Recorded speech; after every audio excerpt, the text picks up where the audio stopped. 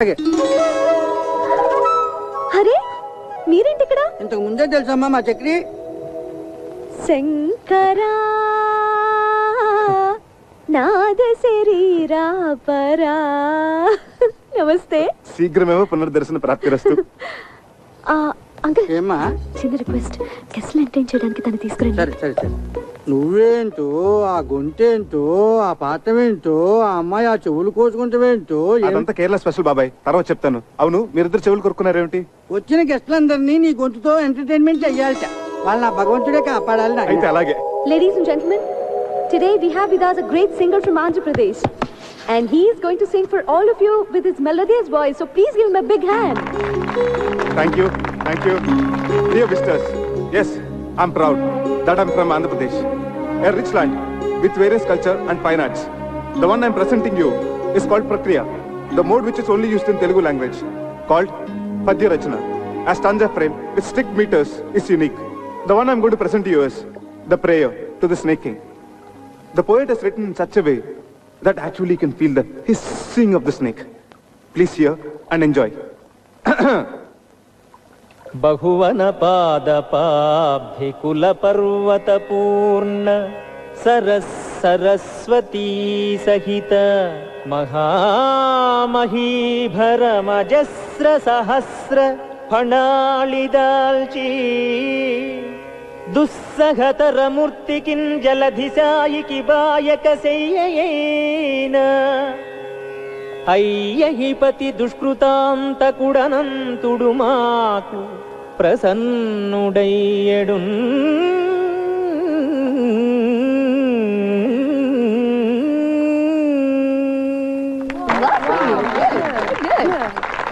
అమ్మో, మీరు సామాన్యులు కారండి. Such a multi faceted genius. Thank you. ఆ పద్యం ఎంత బాగా పాడారండి. అసలు నా స్ట్రాంగ్ పాయింట్ అవన్నీ కాదండి, జానపదం. అదేం పాట? అది సంగీతమేనా? సంగీతం అంటే వన్ వే సూపర్ ఎస్. అసలండి జానపద మహర్షిని హిమాలయాల్లో తపస్సు చేసుకుంటున్నాడట. మంచు గడ్డకట్టి తన శరీరం అంతా చిన్న మంచు పుట్టలా తయారైందట. ఆ చలి భరించలేక అకార ఆకారాలతో ఉకార ఊకారాలతో థ్యాంక్ యూ ఎక్కడున్నాను ఇక్కడే ఆలపించాడట. ఆ గాన మహిమకి తన చుట్టూ ఉన్న మంచంతా కరిగిపోయి ఊరాట కలిగిందట. ఆ జానపద మహర్షి ఆలాపనామృతమే జానపద సంగీతమైంది. ఆయన స్ఫూర్తితోనే మొక్కజొన్న తోటలో ముసిరిన చీకట్లో మొక్కజొన్న తోటలో నోమో నోమన్నలాలు ఇలా ఎన్నో శంకాలుగా సారీ పుంకాలుగా ఏరులై వారులై జారులై పిల్ల కాలవలై నీటి దారలై పారింది. అందుకే అన్నారు ఉత్తమస్య సకల సంగీత పరమోత్కృష్టస్య జానపద గీత గానః. నేను కదా కొట్టాల్సింది. నువ్వు కొట్టుకో, నేను ఆపను. ఇంత అర్థమయ్యేటట్టు చెప్పాక ఊరుకోలేరు. భలే పాడారండి. నువ్వెక్కడికి రా తమ్మురా పట్టుకుని బయలుదేరావు? బాబాయ్, బాలసుబ్రహ్మణ్యం గారి కచేరీ అంటే 1000-1500 టికెట్ మన దగ్గరంతా.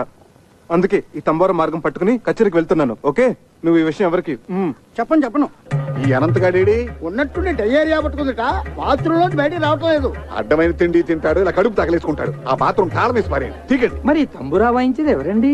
అది బాలసుబ్రహ్మణ్యం గారి అభిమాని ఒక అమ్మాయి ఉంది. ఆ అమ్మాయితో పబ్బం గడిపించేసుకుందామా? అలా చేద్దాం. ఇంకేం మాట్లాడకండి. పదండి. కొంచెం జరిపోయా కొద్దిగా. ఆ మైకులు ఒకసారి చూడు. అలాగే సార్. దొడ్డు మీద తాళం ఏమన్నా వేసేవే? వేసాను నాయనమ్మా. స్టేజ్ ఎంత బాగా డెకరేట్ చేశారే కదా. అలా కూర్చోవే. అలాగే మీరు కూర్చోండి. అరేంజ్మెంట్స్ అవి బాగానే చేశారా? అవునన్నా. లేడీస్ అండ్ జెంటిల్మెన్, మరికొద్ది క్షణాల్లో ప్రోగ్రామ్ స్టార్ట్ అవబోతుంది. ఆహ్వానితులందరూ దయచేసి వారి సీట్లో కూర్చోవలసిందిగా ప్రార్థన. దయచేసి రండి సార్, ప్లీజ్. అమ్మా రండమ్మా, కూర్చోండి త్వరగా. నమస్కారం. దీపం దర్శయామి. శంకర కూర్చో. గాన గంధర్వులు బాలసుబ్రహ్మణ్యం గారికి జిందాబాద్. గాన గంధర్వులు బాలసుబ్రహ్మణ్యం గారికి. చక్రధరం, నన్నా సార్, నీ పేరు నాకు ఎలా తెలిసిన ఆశ్చర్యపడుతున్నావా? నీ పేరే కాదు, నీ జాతకం అంతా తెలుసు. ఇక నీ ప్లేస్ ఇదే. Okay sir, welcome. Thank you. Okay sir. ఆహ్వానితులందరికీ అఖిల కేరళ తెలుగు సమాఖ్య తరఫున స్వాగతం. మన ప్రవాసాంధ్రుల మీద ఉన్న ఎనలేని అభిమానంతో గాన గంధర్వులు పద్మశ్రీ బాలసుబ్రహ్మణ్యం గారు తమ అమెరికా ట్రిప్ను కూడా వాయిదా వేసుకుని ఇక్కడికి వచ్చారు. మన సినిమాలలో వారు ఆలపించి శాస్త్రీయ సంగీత దిగ్గజాలను కూడా అబ్బురుపరిచిన కొన్ని ఆనిముత్యాలను ఎంపిక చేసి ఈ రోజు మనందరినీ ఆ సంగీత ధారలో ఓలలాడించబోతున్నారు. అయితే ముందుగా జుగల్బందీ రూపంలో శ్రీ చక్రధర్రావు గారు జానపద సరళిలో, గానగంధర్వులు శాస్త్రీయ బాణీలో వారి గొంతు కలపబోతున్నారు. ఇది ఒక అపురూపమైన ప్రక్రియ. దీనిని మనందరం విని ఆనందిద్దాం. సార్, ఏమిటయ్యా నువ్వు అలా వెళ్ళబడతావు? జానపద సంగీతం పట్ల నీ అవగాహన ఏమిటో, నీ సత్తా ఏమిటో. ఏమా ఇందు, మీ ఇంటికి లంచ్కి వచ్చినప్పుడు నువ్వు చెప్పలేదు? అవును సార్, జానపదం ఆయన స్ట్రాంగ్ పాయింట్ అని ఆయనే చెప్పారు సార్. మరి ఇంకేమయ్యా, రా మొదలెడదాం రా. సార్ సార్ అదేదో సరదాగా జోకులర్ గా మాట సార్, సీరియస్ గా తీసుకోకండి సార్. Sir please sir.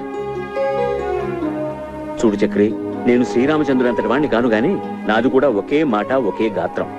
ఏ విషయం అన్నా సీరియస్ గా తీసుకున్నానంటే శృతి తప్పేది లేదు.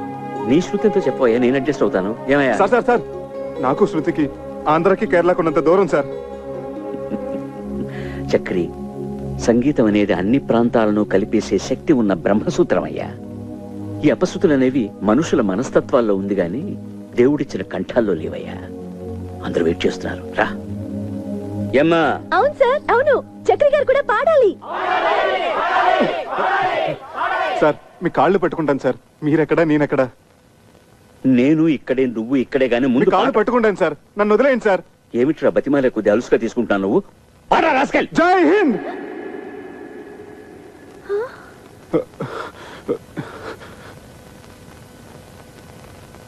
నేను పాడిన దానికంటే నువ్వు వాయిస్తుంటే పాట ఇంకా బాగుందనిపిస్తోంది.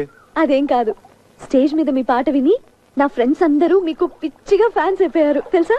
నీ ఫ్రెండ్స్ అందరూ అంటే నువ్వు కాదా? ఏమో, కొంచెం కొంచెం అయిపోయానేమో. ఇక్కడే స్వాతి ముత్యం ఫార్ములా ఉపయోగంలోకి వచ్చేది. కొంచానికి దూరం తగ్గించేసేది, కలిపేసేది. స్వాతి ముత్యం సినిమా కదా. అక్కడే ఉంది విషయం. స్వాతి ముత్యం సినిమాలో కమలాసన్ తన ఉద్యోగం సంపాదించుకోవడానికి కోసం సోమయాజులు గారిని ఊపిరాడకుండా వెంటపడి నష్టపెట్టాడు కదా. చివరికి విజయం సాధించాడే లేదా? అలాగే కానీ ఇప్పుడు నేనేం చేయాలి? ఇప్పుడు నువ్వు సోమయాజులు గారి పాత్ర, ఓకే? నేను కమల్ హాసన్ గారి పాత్ర, ఓకే? అక్కడ పాయింట్ ఉద్యోగం, ఇక్కడ పాయింట్ ప్రేమ. అంటే నేను మనిద్దరు ప్రేమించుకుంటే ఎలా ఉంటుందని నేను ఊపిరాడకుండా చేస్తాను, ఓకే? మనిద్దరం ప్రేమించుకుంటే ఎలా ఉంటుంది? ముందు చాపతీవా.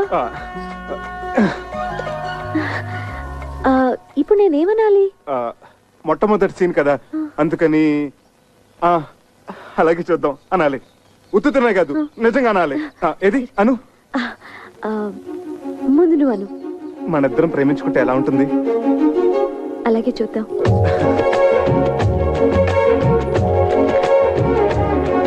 ఏమండి, మన ప్రేమ సంగతి అలాగే చూద్దాం. ఏమండి, అది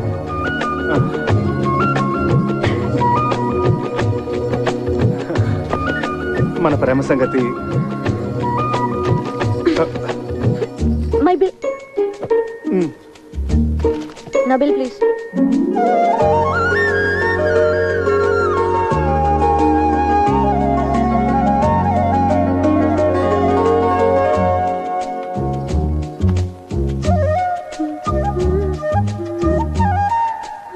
మన ప్రేమ సంగతి.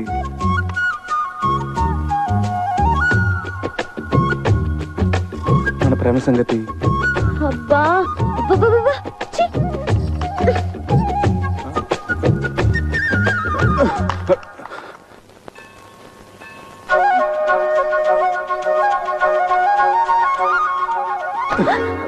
మన ప్రేమ సంగతి.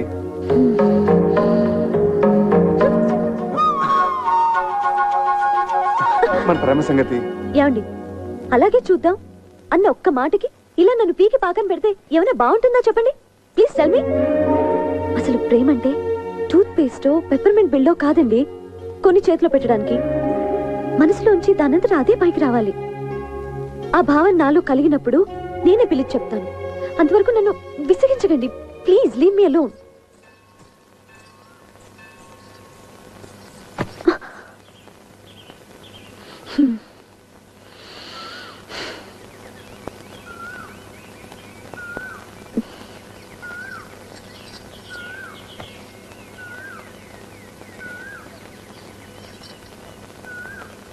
మన ప్రేమ സംഗതി.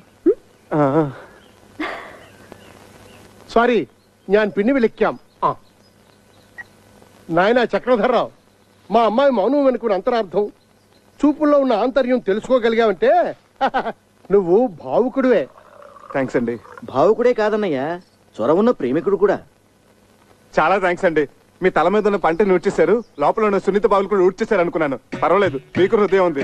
మంచి మనుషులే. Keep it up. అమ్మా నేను అలా బజార్కి వెళ్ళి వస్తావురా. ఎవర్రా ఈ అబ్బాయి? మీ మనవరాలు ప్రేమించే చిరంజీవినమ్మా, ఆశీర్వదించండి. లక్షణంగా ఉన్నాడు. వచ్చేటప్పుడు నీకేమైనా తీసుకురానా? మంచి కరిమేం తీసుకురండి తాతయ్య, బాగుంటుంది. మా అన్నయ్య నిన్ను పిలిచి సమావేశపరిచాడంటే ఎందుకో తెలుసా? పని పాట లేక ఊసిపోక తా చెడ్డ కోతి వనంతో చెరిచిందని చెప్పండి. చెప్పండి, నాకు చాలా పనులు ఉన్నాయి. చాలా మంచి ఉపమానమే. పెద్దలంటే గౌరవం ఉంది. ఉండాలి కదండి. ఎంత చెడ్డ కాబోయే మామ ఉపమామలు కదా. బంధుత్వాలు కల్పేస్తున్నావు. అసలు నీ ముందు వెనుకలేమిటో, ఆస్తిపాస్తులేమిటో మేము తెలుసుకోవాలి కదా. చూడండి అత్తగారు, నా వెనకంటారా నా వీపు తప్ప నాకేమీ లేదు. ముందంటారా పుత్తడి బొమ్మలంటే మీ హిందూ ఉంది. లక్షాధికారులు మీరున్నారు. ఉన్నది ఒకటే కూతురు కదా. ఇక నాకంటూ ఆస్తి ఉంటే ఎంత, లేకపోతే ఎంత చెప్పండి. ఈ అబ్బాయి మన ఇందుకి సరైన వాడే అంటావా? ఏమో, చాలా లేకిగా కనిపిస్తున్నాడు.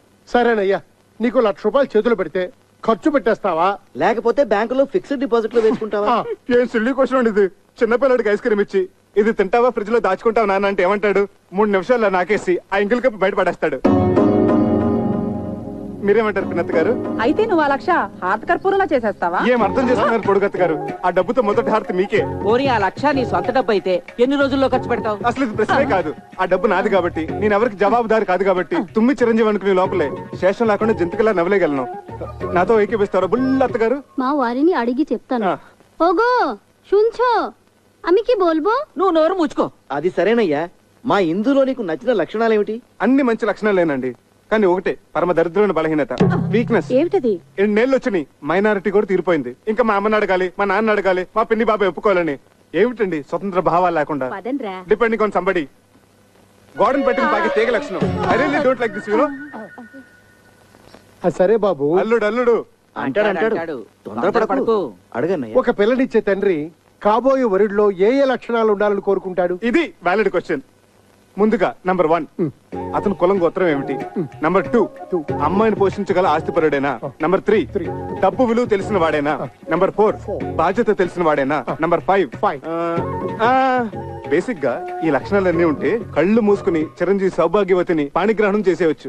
అసలు మనుశాస్త్రం ఏం చెప్పిందంటే, ఇలాంటి లక్షణాలు ఏమీ లేకపోయినా ఎత్ర వధు వర్ణం పరస్పర ఆకర్షితః తత్ర కళ్యాణం నిరభ్యంతర కరిష్యామి.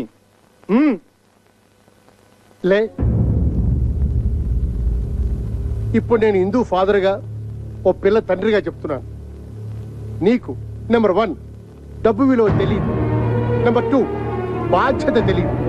నెంబర్ 3 మా ప్రమేయం లేకుండా మా అమ్మాయిని పోషించగల స్థామత నీకు లేదు. నెంబర్ 4 పెద్దలను గౌరవించడం తెలియదు. అలా తెలిసిన వాళ్ళు నీ దృష్టిలో అస్వతంత్రులు.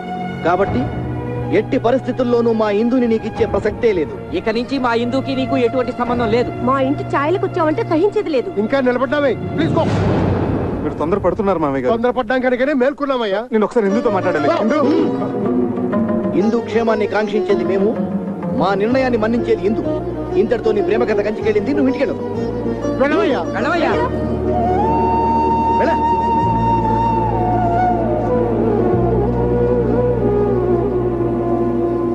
ఇదిగో ఇందు, నీ క్యాండిడేట్ కి డిపాజిట్ కూడా గల్లంతే.